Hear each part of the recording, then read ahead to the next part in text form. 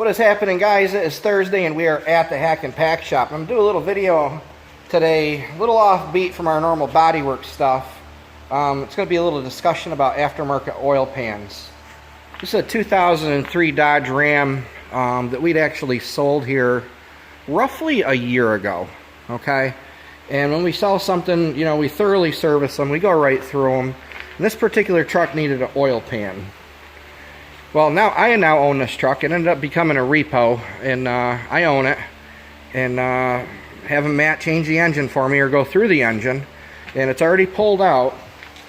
And we started looking back, and we'd put a new oil pan on this truck.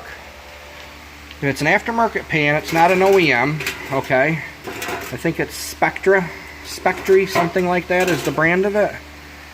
And look at this. Look at this paint just flaking off in this pan.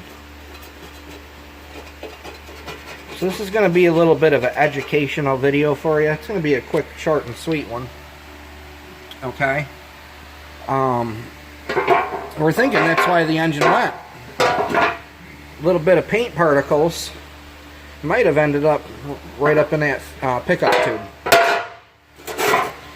So this is my suggestion. If you buy an oil pan, definitely if you buy an aftermarket oil pan, they come painted inside and out, obviously.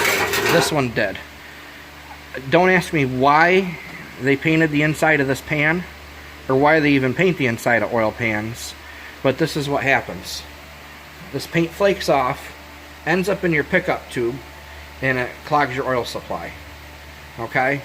Therefore, you know, for a $100 pan, you're looking at thousands and thousands and sometimes thousands of dollars worth of repairs.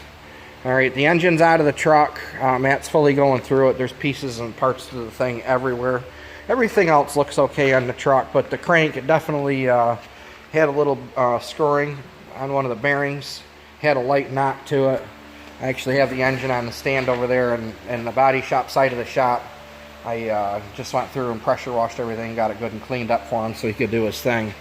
But, you know, just words of caution, guys. You buy an aftermarket pan for your vehicle. If it's got paint in there, I would suggest sandblasting or doing whatever means you can to remove the paint from the inside of this pan. Because I would be 90% sure this is what caused this engine failure. And Matt's right on the money with it too. So, there's a little bit of words for advice for you today. Make sure your insides of your oil pans are not painted. Alright, you can sandblast it. You can take some kind of a paint stripper, clean it all up, get all that crap out of there. You don't want any paint in there. Alright, just a recipe for disaster. With all that being said, y'all have a goody-goody. Thanks for watching. Talk to you soon.